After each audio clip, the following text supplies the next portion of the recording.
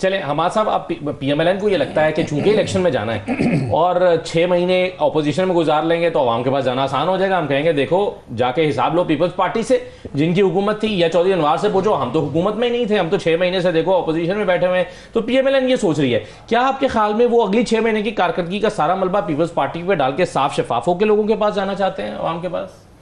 دیکھیں اگر حکومت بنے بھی تو کیا پی ایم ایل این ان کے ساتھ مخلوط حکومت میں شامل نہیں ہے؟ یہ اکٹھے نہیں ہے مرکزی حکومت میں؟ اپوزیشن میں بیٹھ رہے ہیں نا، آزاد کشمیر میں تو اپوزیشن میں بیٹھ رہے ہیں. اپوزیشن میں بیٹھے لیکن مرکزی حکومت میں تو ایک ساتھ ہیں نا، یعنی وہ تو ایک اکائی ہے مرکز کی، تو الگ نہیں ہو سکتے اس سے.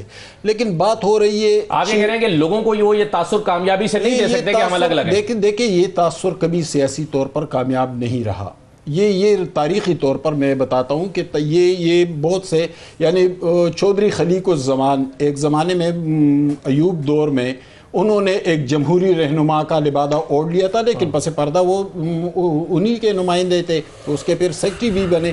تو یہ تاثر کبھی کامیاب نہیں ہوتا، لیکن معاملہ کوئی اور ہے.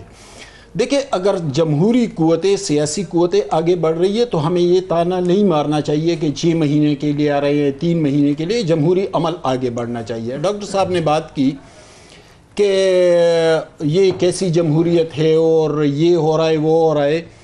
تو معاملہ یہ ہے کہ جب عمران خان کی حکومت تھی تو آپ کے شہریار افریدی کس کے ساتھ بیٹھے تھے جب رانا ثناء اللہ کو اٹھایا گیا تھا اور قسمیں کھا رہے تھے، اللہ تعالیٰ کو گواہ بنا رہے تھے؟ دیکھیں یہ بھی سیاسی قوت ہے، وہ بھی سیاسی قوت ہے، دوسرے بھی سیاسی قوتیں ہیں. لیکن یہ ڈیفینیشن اس حوالے سے کرتے ہیں کہ جب ان کے مفادات ہوتے ہیں تو یہ اس کے مطابق ڈیفینیشن کرتے ہیں، جب ان کے مفادات نہیں ہوتے تو کسی اور. لیکن آپ یہ ایپلز اور اورنجز کو کمپیئر مکمل کر لیں جو آپ یعنی ڈاکٹر صاحب یہ کہہ رہے ہیں کہ اینٹی نارکوٹکس والا وہ ٹھیک تھا، تو پھر لیاقت کیا تھا؟ پھر 34 ممبران نے 65 ممبران کو سینٹ میں شکست دیا تھا، وہ کیا تھا؟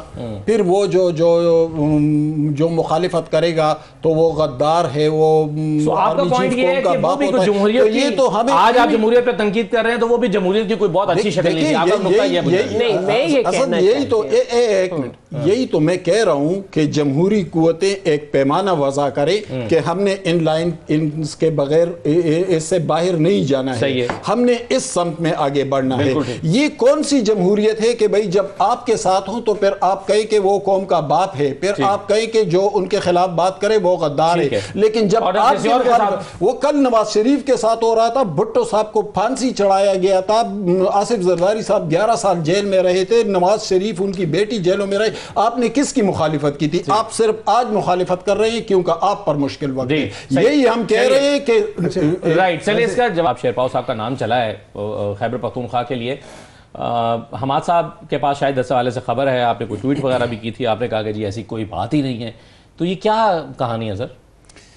دیکھیں اگر ہم گورنر راج کی بات کر رہے ہیں یہاں پہ تو یہ بھی ایک سیاسی جماعت سے تعلق رکھتی ہے، یہ بھی رکھتے ہیں، اور ہم دونوں صحافی ہیں. تو یہ کتنے افسوس کی بات ہے کہ جمہوری حکومت مینڈیٹ بھی ان کو حاصل ہے، عوام نے ووٹ بھی دیا ہے جو بھی ان کی کارکردگی ہے، لیکن مینڈیٹ تو ملا ہے نا، عوام نے تو ووٹ دیا ہے پی ٹی آئی کو صوبے میں، اور اس کے باوجود ہم گورنر راج کے معاملے کو ڈسکس کر رہے ہیں. تو اس سے آپ اندازہ لگا لیں کہ وزیر صاحب کر رہے ہیں نا، ظاہر وزیر صاحب کریں گے. میں آتا ہوں کہ ابھی تک ہم جمہوری حوالے سے کہاں کھڑے ہیں.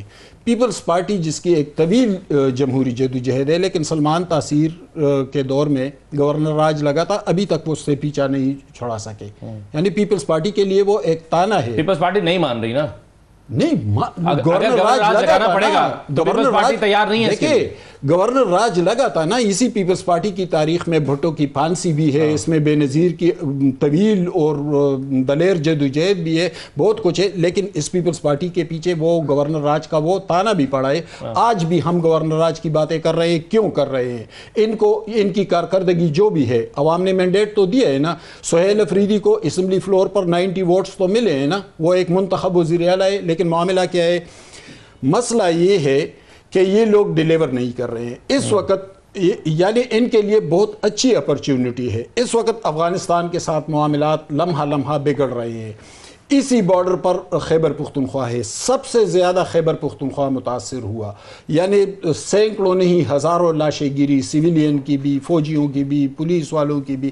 اس اپرچونٹی کو یہ لوگ ضائع کر رہے ہیں کہ صوبے کے بہتری کے لیے آگے آ جائیں، فیڈرل گورنمنٹ کے ساتھ کوارڈینیشن کو آگے بڑھائے، اداروں کے ساتھ کوارڈینیشن، لیکن یہ کہاں پنسے ہوئے؟ خان کو رہا کرنا ہے اور احتجاج لے کے نکلنا ہے اسلام آباد کی طرف۔ تو بھائی وہ آپ کا جمہوری حق ہے، اس سے کس کو انکار ہے؟ آپ اپنے لیڈر کے لیے لڑ سکتے ہیں، جدوجہد کر سکتے ہیں، اس سے کسی کو انکار نہیں، لیکن آپ ان معاملات پر بھی فوکس کریں نا جو انتہائی امپورٹنٹ ہے، جس سے پورا صوبہ متاثر ہے۔ اگر اس پر آپ فوکس نہیں کر رہے اور آپ کے خلاف گورنر راج کی باتیں ہو رہی ہے تو پھر تو آپ خود اس کو جواز فراہم کر رہے ہیں۔ آپ فوکس کریں، آپ معاملات پر توجہ دیں اور ڈیلیوری کریں، بہتر بنائیں اپنی کارکردگی کو۔